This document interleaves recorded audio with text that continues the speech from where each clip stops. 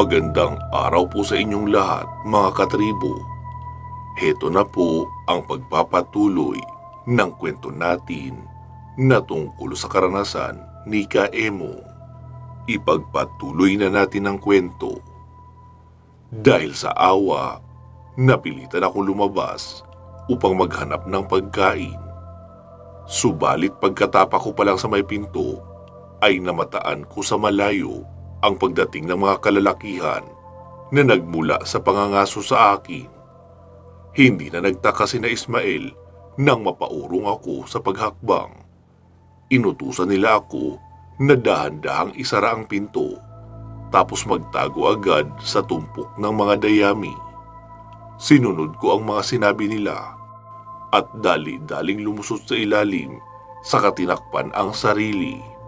Nangati agad ang katawan ko dahil may mga langgam palang nakakalat dito. Pero dahil sa takot ay tiniis ko lang ito. Alam ni na Ismael na may isang papasok sa kulungan upang i-check sila, kaya pinatago nila ako sa sulok na kumpiyansang hindi sisiya sa atin ng katutubo ang pwestong iyon. Maya-maya pa ay hindi nga nagkamali sina Ismael dahil may isang katutubo ang pumasok sa kubo upang i-check ang kulungan nila. Halos hindi ako huminga sa aking pinagtataguan dahil baka makahalata ang katutubo na may nagtatago sa ilalim ng dayami. Pero laking gulat ko rin nang makitang mismong pinuno ng tribo ang siyang pumasok sa kulungan. Kaya halos kapusin ako ng hininga dahil pigil ako na huminga. Nanlambot ang mga tuhod ko sa takot nang dahan-dahan itong maglakad papunta sa harap ng hawla. Umupo ito nang nakayuko dahil tila may naaamoy na ibang tao sa paligid. Tinignan niya nang may bahid ng hinala ang dalawa, tapos tumingin uli sa paligid. Sinipat niya ang lupa at tila nagduda ito nang makita ang mga marka ng tsinelas ko. Kaya abot langit ang kaba ko nang sinundan niya ang mga bakas sa lupa patungo sa mga dayami. Halos hindi ko na malaman ang gagawin ko dahil malapit na siya sa aking kinaroroonan. Hinampas ni Ismael ang hawla, kaya mabilis na napalingon sa kanya ang pinuno. Galit ito lumapit, tapos sinakal si Ismael papalapit sa kanya. Halos hindi na nga makadilat si Ismael sa higpit ng sakal ng matanda. Pumalag si Ismael at tinulungan ito ng kaibigan niya. Pinagsasampal nila ang braso ng pinuno. Kahit parang bata lang sa pakiramdam ang mga palo nila dahil sa mahihinang katawan. Maya-maya lamang ay binitiwan rin ito si Ismael at itinulak papalayo sa kanya. Halos kabayong habol hininga si Ismael matapos bumalandra sa mga rehas ng hawla. Galit na tumayo ang pinuno at tila nawala ng ganang ituloy ang paglapit sa dayami. Tapos umalis ito nang may panlilisik na nakatitig sa dalawa niyang mga bihag.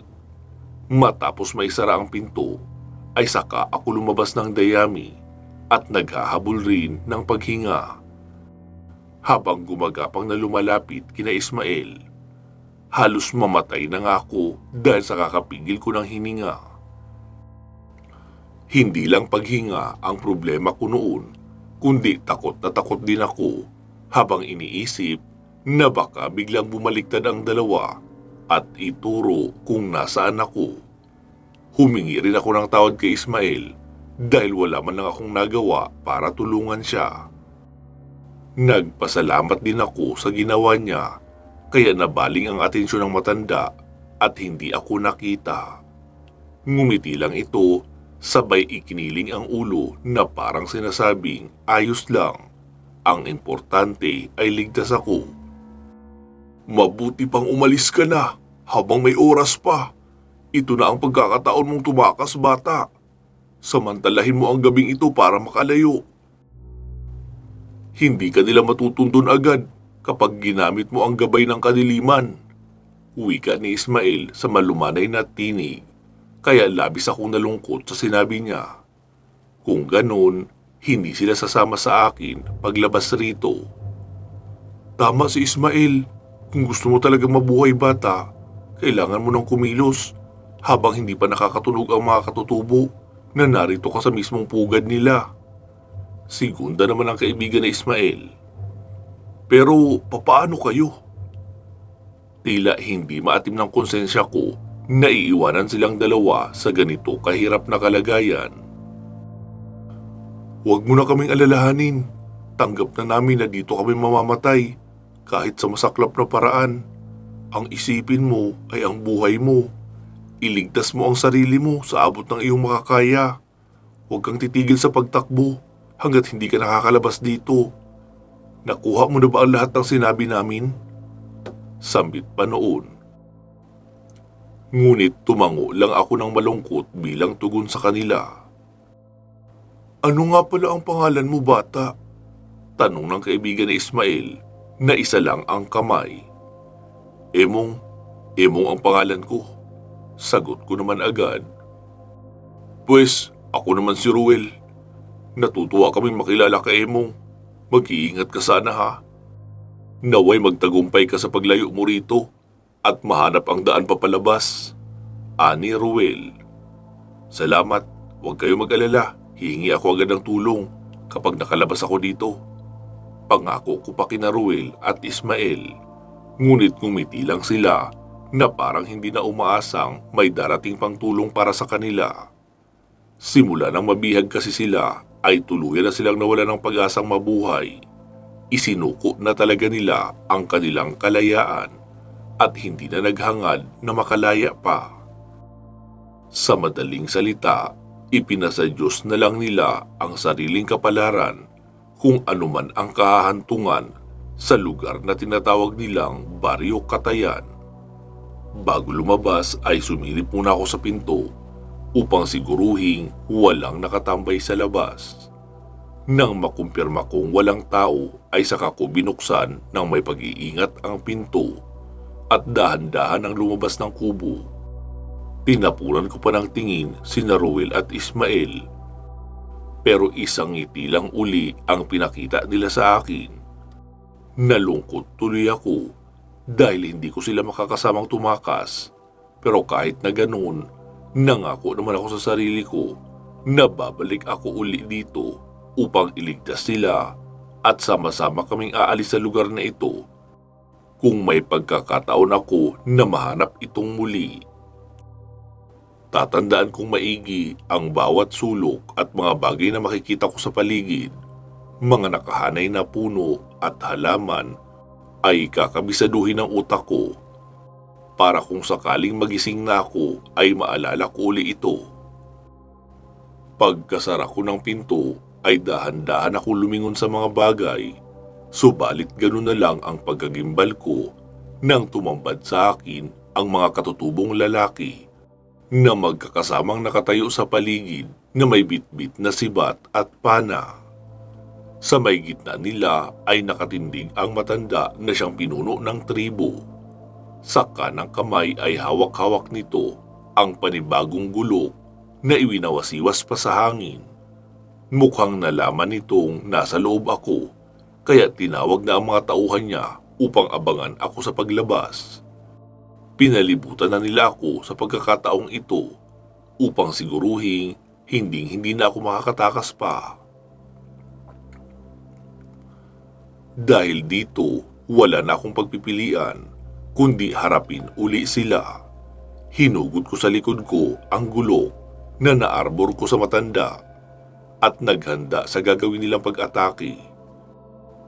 Pero sa halip na iutos na paulanan ako ng mga palaso, ay pumagit na uli ang matanda. Pagkatapos, humakbang ito papalapit sa akin. Bagaman hindi nagsasalita, ay nakuha ko agad ang gusto niyang mangyari. Mukhang lalabanan niya uli ako mag-isa para naman makaganti siya sa nangyari. Kaya naghanda na ako sa pagbugso ng pangalawa naming pagkaharap.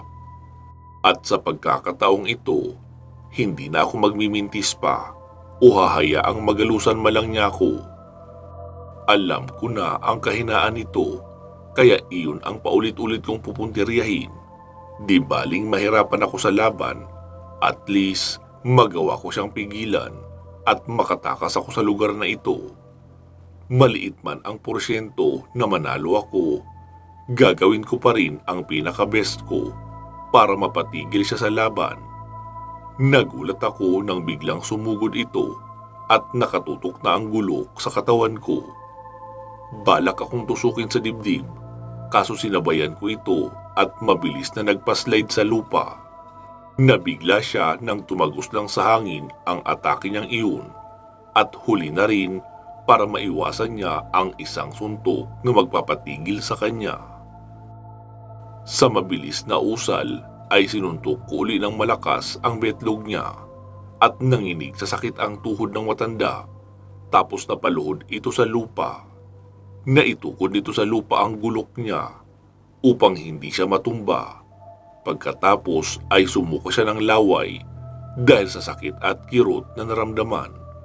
Hindi lang kasi kamao ko ang tumama doon, kundi may kasama itong orasyon na siyang magpapatigil sandali sa taong tatamaan nito. 3 santo lang ang inusal ko, pero halos hindi makahinga sa sakit ang pinuno dahil sa bigat ng atake na tumama sa kanya. Kung aswang lang ang sinuntok ko ng ganoon, malamang nangisay na ito sa sakit at ilang minuto lamang ang itatagal niya.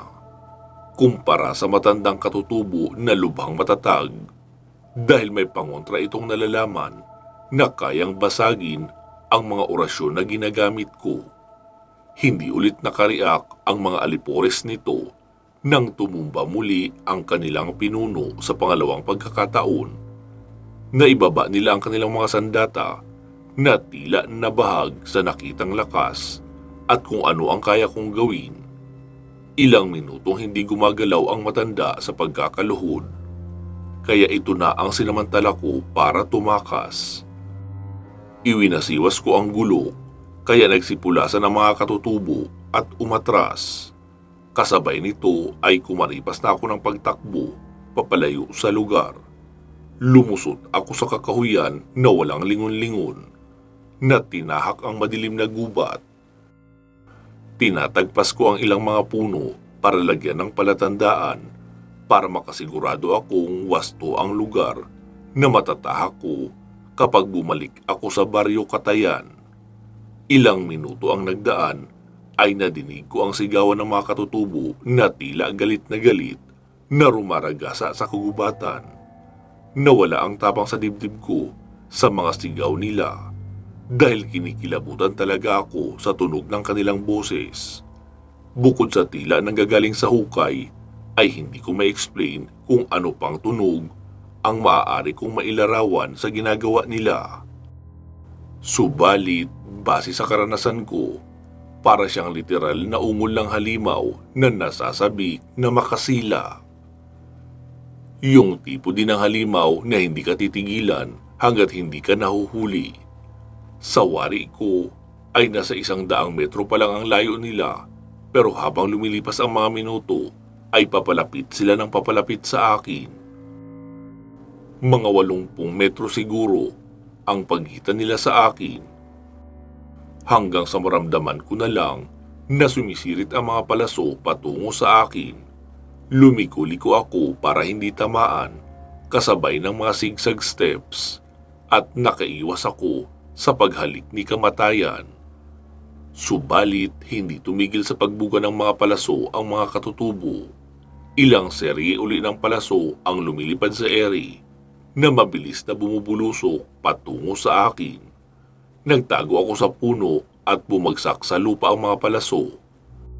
Kasunod nito, binigla ko ang isang katutubo pagkatapos pinitik ko ng tigalpo. Nangisay ang isang binti nito sa sakit. Sabay bumagsak ang katutubo sa lupa. Napatigil sandali ang mga kasamahan nito sa nangyari at tinignan nila ang epekto ng ginawa ko. Wala naman silang nakitang kakaiba bukod sa namumula sa hapdi ang kaliwang binti nito. Ilang sandali pa ay nakatayo rin ito nang dumating ang pinuno. pero nagpakita ito ng masamang titig sa akin. Tumakbo uli ako dahil dito at isang matinding habulan na naman ang nangyari. Pero habang tumatakas ako, hindi ko pa rin nakakalimutang lagyan ng palatandaan ang bawat nakahanay na mga puno. Mga 10 puno o kaya 8 ang pagitan ng aking namamarkahan. Isang guhit ang ginagawa ko sa bawat puno na minamarkahan ko. Madiin ito para siguradong hindi mabubura. Maghahating gabi na sa tansya ko, pero tuloy pa rin ako sa pagtakbo. Kahit sobrang pagod na ay hindi pa rin ako tumitigil. Hindi ko rin nakakaligtaan na lingunin ang mga humahabol sa akin. Baka may bigla na lang sumulpot sa likuran tapos tagain ako nang hindi ko malang namamalayan. Kaya todo ang masid ko habang patuloy na tumatakas. Naramdaman kong naghiwa-hiwalay sa magkakaibang grupo ang mga katutubo para siguro mas madali akong mahuli. Yung iba ay nakasunod sa bahagi ng kanan ko habang ang iba naman ay bumubuntot sa kaliwa.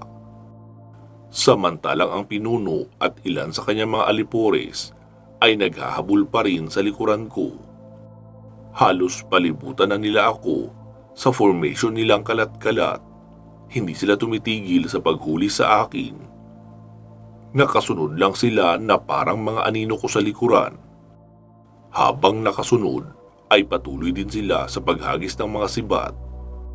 Habang ang iba naman ay panay paulan lang ng palaso. Halos mabali na nga ang ulo ko sa kakailag at kakaiwas sa mga sandata na diretsong bumabaon sa mga puno, sanga at lupa tuwing aking naiiwasan. Kakapusin na yata ako ng hininga sa ilang oras na pagtakbo. Bukod roon, nangangalay na rin ang mga binti ko na para bang gusto nang bumigay sa mga hayok na katutubo na walang ibang nais gawin kundi ang mahuli ako. Sumigaw na naman ang mga katutubo ng nakakapangilabot na boses habang tuloy lang sa pagbato ng sandamungkal na mga sandata. Parang hindi sila nauubusan ng kargada, kaya hindi na naman ako magkanda o gaga sa pag-iwas sa mga ito. Halos magkanda dapa-dapa na nga ako sa pag-ilag, kaso patuloy pa rin sa paghagis ang mga hinayupak na iyon na tila hindi napapagod sa pagpapaulan ng armas. Todo iwas lang ang ginagawa ko habang nakamasid pa rin kung meron pang naghahabol sa akin.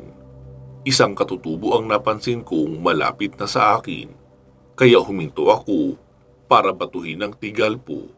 Kaso nagulat ako nang bigla itong tumalon, tapos tinaga ang hawak kong itak. Umiwas agad ako para hindi tamaan, pero sa pag-iwas ko ay hindi ko nakontrol ang katawan ko. Kaya na-outbalance ako sa pagpihit at bumagsak sa tabi ng isang puno. Hangin lang din ang tinamaan ng katutubong iyon, kaya diretso itong bumulusok sa madamong bahagi. Pero sa kasamaang palad ay naitukod nito ang itak sa lupa, kaya tumusok din ito sa sikmura niya. Hindi agad nakabangon ang katutubo sa kamalasang nangyari sa kanya. Rinig ko pa ang ungol nito na nanghihina na bago bumaha ang dugo sa ilalim ng kanyang katawan. Tirik mata itong binawian ng buhay, kaya napatigil sa pagtakbo ang mga kasamahan niya. Isang panibagong buhay na naman ang kinuha dahil lang sa pag-aasam nila na mahuli ako. Hindi ko na tinitignan kung ano pang pagluluksa ang ginagawa nila dahil bumangon na ako at kumaripas uli ng takbo. Mas binilisan ko pa ang kilos sa mga binti ko kahit sobrang pagod na ito. Sinamantala ko ang pagkakataon para mas lalo pang makalayo sa mga katutubo. Pero halos mamatay ako sa pangingilabot nang humiyaw ng malakas ang mga ito at may kasamang pag-iyak at panaghoy. Tumatagoy sila na parang umaalulong na aso, kaya hindi ko maiwasan na panindigan ng mga balahibo. Dahil dito, mas nagpursigi pa ako sa pagtakbo at dinoble pa ang bilis para lamang makalayo agad sa kanila. Kasabay ng kilabot ay naiirita na rin ako dahil bakit hindi pa ako ginigising sa mga oras na ito. Ito na yata ang pinakamatagal na panaginip na naranasan ko, kaya hindi ko maiwasang isipin baka tuluyan na akong nakulong sa impyernong bangungot na ito. Hindi ko rin maiwasang isipin na baka may nangyaring masama sa katawan ko, kaya hindi pa rin ako nagigising. Nais ko mang kumuha ng sagot, subalit wala akong mapagtanungan sa bagay na ito dahil hindi ko makausap si Agum, pati na rin si Amaya ay tila out of coverage area din. Hindi ko alam kung bakit hindi sila makapasok sa panaginip ko, kaya solong adventure ang nararanasan ko sa nakakakabang panaginip na ito. Gusto ko nang magising, kaso ayaw tumigil ng diwa ko sa kakakilos at kakagalaw. Hindi tulad ng mga nakaraang panaginip ko na mabilis lang din at bumabalik na ang diwa ko sa katawan matapos ang tila pamamasya lang sa isang mundo kung saan nagiging totoo sa panaginip at pakiramdam ko. Maya-maya pa, natanaw ko sa may dulo ng daan ang isang ilaw ng tila flashlight sa tindi ng pinapakawalang liwanag. Naisip kong baka may tao, kaya tinulo ko pa ang pagtakbo hanggang sa marating ko ang pinakadulo. Subalit isang nakakasilaw na liwanag ang tumambad sa akin. Nasa tindi ng liwanag, halos mabulag ako. Napatakip ako agad ng mata dahil di ko kayang titigan ng matagal ang liwanag na nasa aking harapan. Para itong araw na nakatayo sa harapan ko at sinisilaw ako nito hanggang sa kaluluwa. Maya-maya pa ay unti-unti naglaho ang liwanag hanggang sa mawala na lang na parang bula na nilamon ng kawalan. Dahil dito, muling binalot ng nakakabulag na kadiliman ang buong paligid, tapos naging mainit ito sa pakiramdam ko. Kasabay nito ay unti-unting naliligo sa pawis ang buong katawan, pero yung tipo ng pawis na malagkit sa pakiramdam. Normal na pawis lang ang lumalabas sa akin kanina, kaya medyo nakakataka na kakaibang pawis na ang lumalabas sa akin ngayon. Kasabay nito, may kung anong bagay na mainit na nanunuot sa loob ng aking katawan. Yung pakiramdam na parang pinapahiran ka ng efficacent oil. Pero hindi siya malamig kundi mainit na animoy pinapasok ka nito. Pagkatapos nito ay napalingon ako nang maramdamang may maraming yabag ang nararamdaman kong paparating sa aking kinaroroonan. Kaya naman kumilos ako agad at nagkubli sa makapal na halamanan sa tabi ng isang puno. Padapa akong lumusot sa ilalim at itinagong maigi ang sarili. Hindi nagtagal ay dumating din ang mga katutubo. Pero huminto silang lahat malapit sa pinagtataguan ko. Tila nakakaamoy sila ng kung ano, kaya iginala nila ang paningin sa paligid at sinuri ang madidilim na sulok ng kagubatan. Pagkatapos ay nagpalingalinga sa mga puno at halamanan. Maraming uri ng halaman ang nakatanim doon. Hindi lang ang pinagtataguan ko ang meron. Iba't ibang klase kaya masukal tignan ang buong kapaligiran. Nagkalat ang mga ito na parang mga kabuti na naglipana sa sahig ng kagubatan. Pero ang kinakatakot ko, baka biglang maisipan ng mga ito na magpaulan ng palaso sa buong paligid. Yari na ako kapag ginawa nila iyon. Tiyak hindi ko matitiis na magtago na lang ng matagal at hintayin ang mga bumabagsak sa kinaroroonan ko. 100% tatamaan ako kapag nagkataon. Pero pasalamat na lang din ako dahil hindi naman nila ginawa. Sa halip na magsayang ng palaso, ay iniutos ng pinuno nila na halugugin ang makikitang kahina-hinala sa paligid. Karamihan sa kanila ay gumapang sa lupa upang maghanap sa sulok, habang yung iba naman ay umaakyat sa puno at naghahanap ng bakas na naiwan. Nakakanerbiyos nga kung susumahin ang ginagawa nila. Nakakakaba kung iisipin, pero hindi pa rin ako umaalis sa pinagtataguan ko.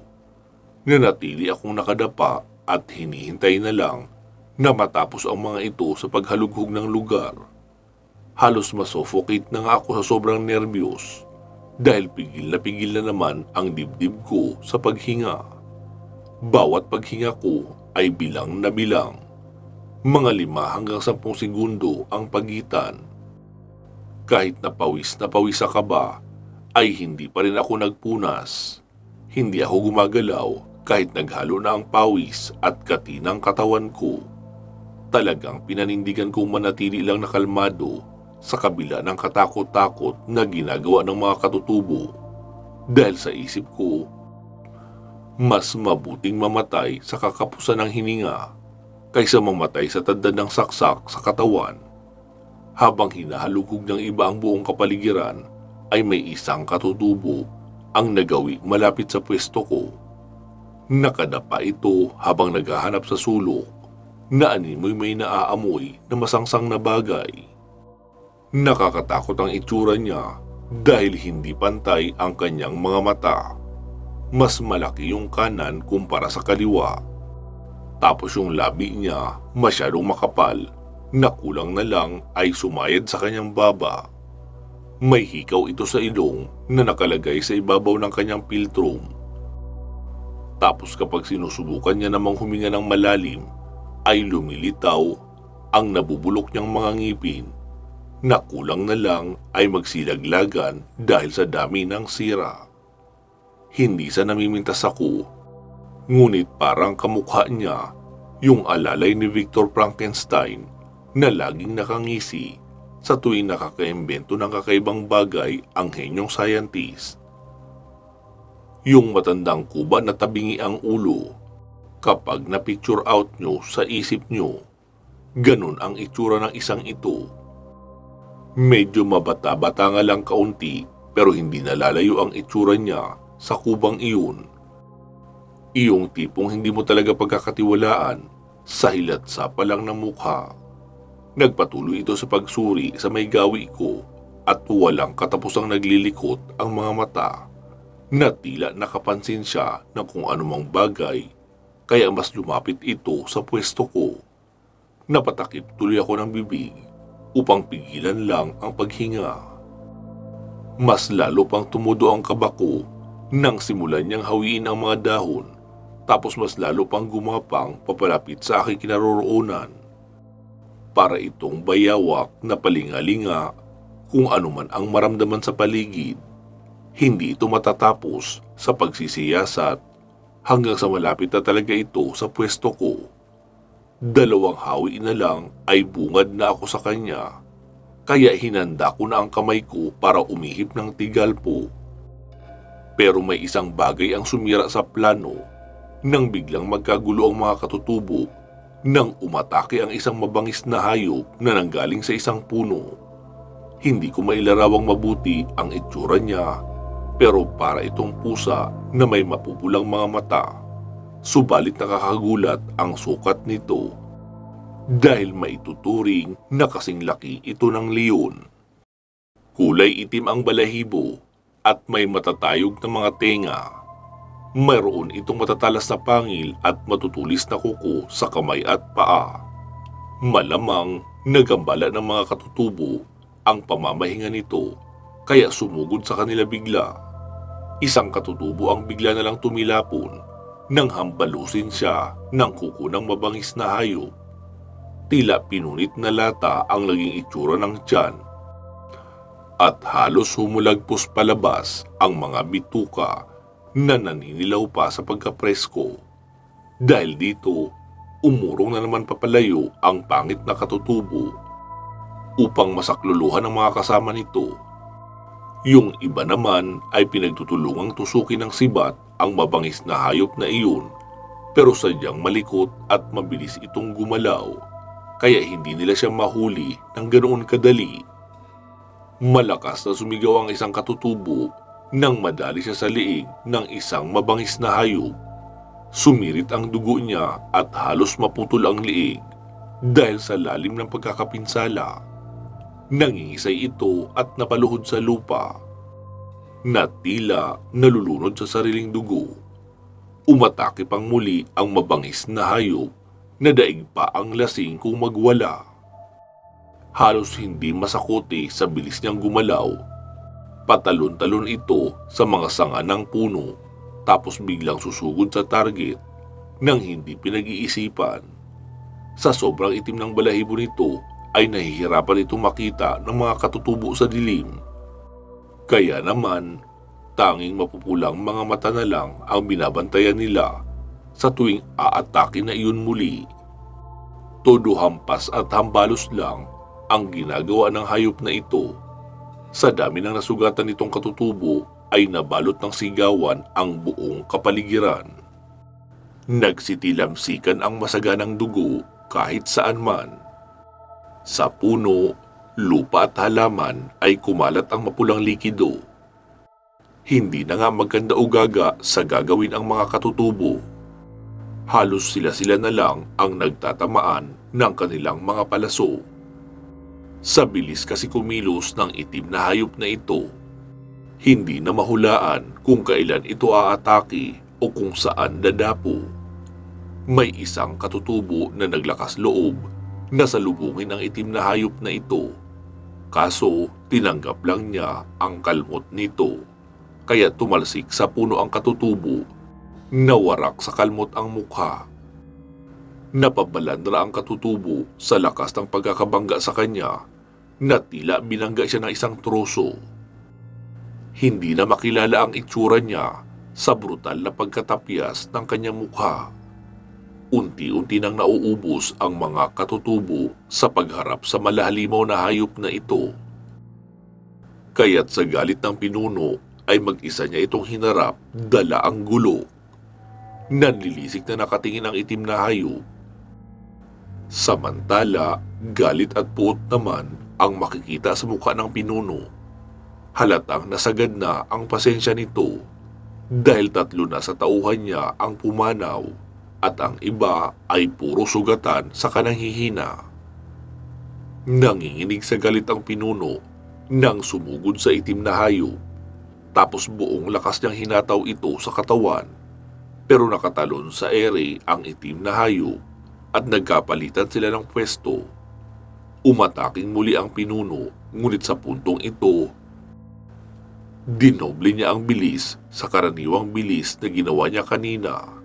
Sumabay naman ang itim na hayop at hindi malang natakot sa paparating na patalim. Sinabayan ito ng kalmot ang atake ng pinuno.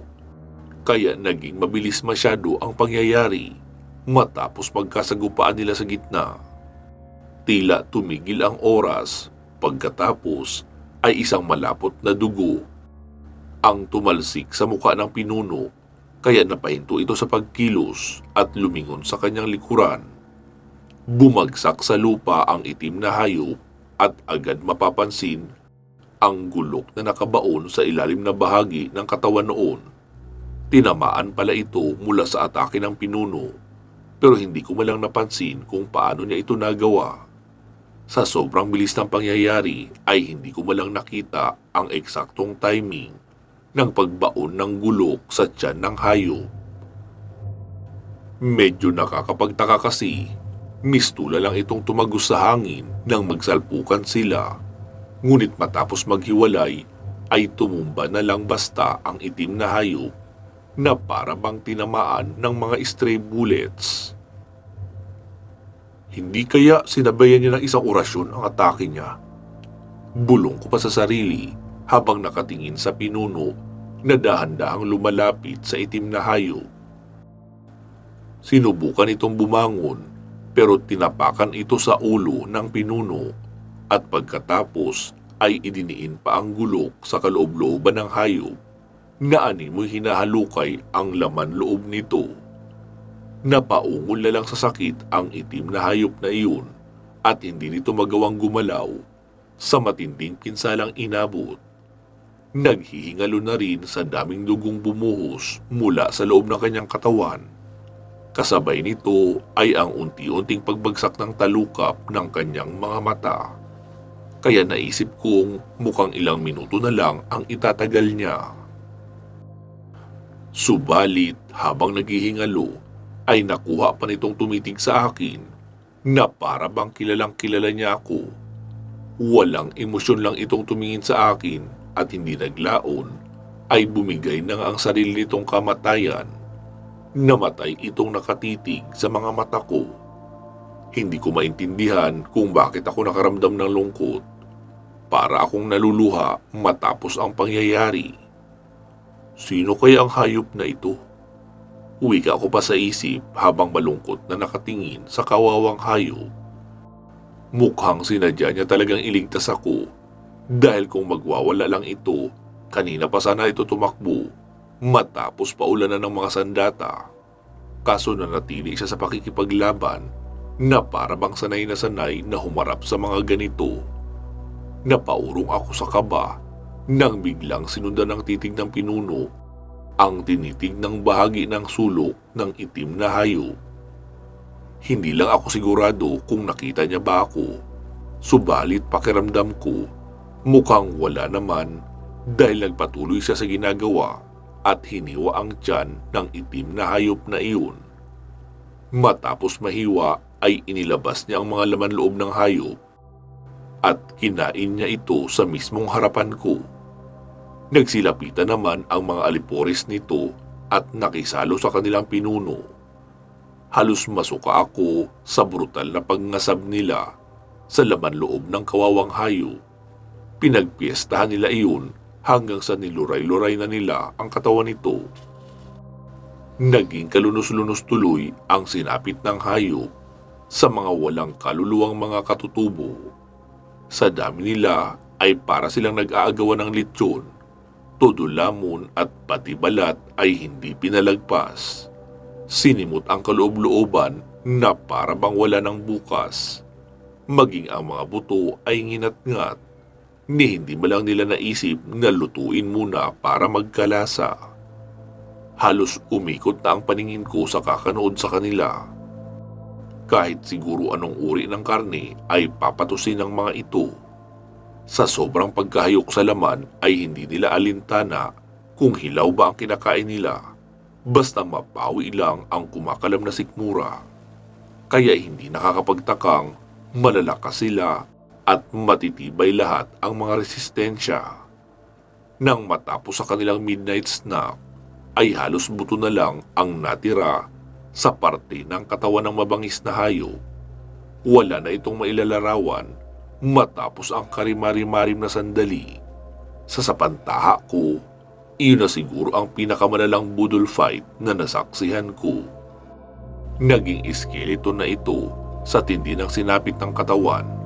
Ang mga mata nito, tenga, ilong at iba pang bahagi ay hindi nakatakas sa matatalim na ngipin ng mga katutubong pintados na tinagurian sa lugar na walang awa at pinakabrutal na tribo sa lahat. Naliligo na sa dugo ang buong grupo na parang hindi ba lang nagkaroon ng sugat matapos ang madugong labanan. Dahil sa tagal kong nanonood sa malapelikulang eksena ay napagdesisyonan ko nang umalis dahil nangalay na ako sa kakatago sa loob ng halamanan. Mas lalo pang nangati ang katawan ko matapos matuyo ang pawis ko, kaya hindi ko na natiis na magtagal pa rito. Abala naman ang mga ito sa kanilang ginagawa, kaya dahan-dahan na akong gumagapang papatras at maingat na lumalabas sa halamanan. Alam ko na maling paraan ang binabalak ko, pero hindi talaga makatiis ang katawan ko, kaya markabahala na siguro. Nang matagumpay na makalabas ay dahan-dahan akong umikot sa likurang bahagi ng halamanan. Pagkatapos ay gumapang na parang sanggol papalayo sa lugar. Tahimik lang ang ginagawa kong paggapang. Hindi masyadong mabilis, hindi rin masyadong mabagal. Kumbaga, sakto lang na parang naglalakad na namamasyal sa kalye. Hindi na rin ako lumilingon habang isinasagawa ko ang pagtakas, sapagkat matataranta lang ako kapag nagkabistuhan na. Habang patuloy na gumagapang ay nadinig ko ang usap-usapan ng mga katutubo. Parang may pinag-uusapan sila na kung anong bagay na may kaugnay sa akin. Hindi ko na ito pinansin at mas piniling ituon ang sarili sa paglayo. Nang medyo nakalayo na ako ay dito na ako tumayo upang tumakbo. Kaya lang laking gulat ko nang tumambad sa harapan ko ang pinuno ng tribo na nakatayo sa may dulo ng daan. Hawak niya pa rin ang gulok nito na may tumutulong dugo sa ilalim. Nabigla ako sa nabungaran at hindi ko alam kung ano ang aking gagawin. Nakadagdag pa sa problema ko ang pagkakakorner sa akin ng mga katutubong lumitaw naman mula sa iba't ibang sulok ng kakahuyan. Hawak ang mga pana ay nakatutok sa akin ang sandamungkal na mga palaso na anumang oras ay maaaring bumaon sa katawan kong nanghihina na. Tumingin ako sa kaliwat kanan at nalaman kong wala na akong aatrasan sa kawalan na ring malulusutan. Ipit na ako sa gitna ng nakapalibot na mga katutubo. Mautak din sila dahil hinayaan nilang isipin kong busy sila sa ibang bagay. Saka pinagmukha akong malaya sa kabila ng presensya nila sa paligid. Tinignan ko ang pinuno na nagbago agad ang aura matapos makaharap akong muli sa pangatlong pagkakataon. Nakakatuwa nga naman ang tadhana dahil mukhang binibigyan talaga kami ng trilogy na magkaharap uli na dalawa sa laban. Hindi ko sigurado kung sinusubukan ba ako ng kapalaran o pinaglalaruan na lang. Sa porma pa lang ng matanda ay halatang gigil na gigil itong makaganti sa akin. Sa hinuha ko pa, mukhang natuwa ito sa huling naging laban namin. Hindi siguro niya lubos maisip kung bakit ang isang batang katulad ko ang magpapahirap sa kanya sa laban.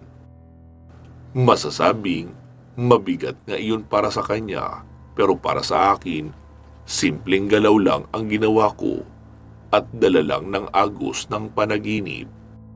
Kaya nagagawa ko ang mga imposibleng bagay na iyon. Ganun naman yata talaga sa panaginip. Kung nanaisin mong lumipad ay makakalipad ka. Kung gugustuhin mo maging invisible at magkaroon ng superpowers, ay magagawa mo. Dahil nga panaginip lang ito at wala ka sa totoong mundo na ginagalawan mo. Pero kumpara sa iba, ang panaginip ko ay kakaiba sapagkat masyadong realistic ang lahat ng nangyayari sa loob at aware din ako na panaginip iyon pero hindi ako pwedeng magpabaya dahil kapag namatay ako roon, hindi na rin ako makakabalik pa sa aking katawan. Dama ko ang ginhawa, pagod, sakit at kirot na nararanasan ng diwa ko. Para akong nakalutang sa ibang dimensyon at nakokontrol ang sarili kong katawan. Matapos ang ilang minuto ay nag-umpisa ng kumilos ang pinuno at winasiwas ang gulok sa hangin gaya ng palagi niyang ginagawa upang takutin ako. Pero nasanay na ako sa mga pakitang gilas niya kaya kalmado lang akong huminga. Tapos hinugot sa gilid ng short ang sandata ko. Binantayan kong mabuti ang galaw ng matanda habang nag-iisip ng gagawing pag-atake. Subalit hindi pa man nagtatagal ay nakadama uli ako ng init sa katawan ko kasabay ng malagkit na pawis na tumutulo sa likod. Tila lana o langis kaya medyo nandiri ako sa pakiramdam ko. Hindi ko alam kung saan ba nanggaling ito. Pero naisip kong mukhang gumagawa uli ng paraan ang mga kaibigan ko para gisingin ako. Sinubukan kong kumilos, subalit nagtaka ako dahil hindi ko maigalaw ang mga paa ko. Napansin ito ng pinuno pero nagulat ito nang masaksihan na unti-unting nagiging transparent ang buong bahagi ng katawan ko. Kasabay nito ay may naririnig akong tinig na tila bumubulong sa tenga ko. Paulit-ulit niyang tinatawag ang pangalan ko. Kaso, hindi pa ako pamilyar sa boses niya. Boses matanda kasi ito at medyo garalgal. Naisip ko sana na baka si Lola Esther, pero panglalaki naman ang tono nito, kaya malabong si Lola Esther ang gumigising sa akin. Pansamantala muna natin puputulin dito ang ating kwento. Magsama-sama tayong muli sa part 38. Mag-iingat po kayo palagi at hanggang sa muli.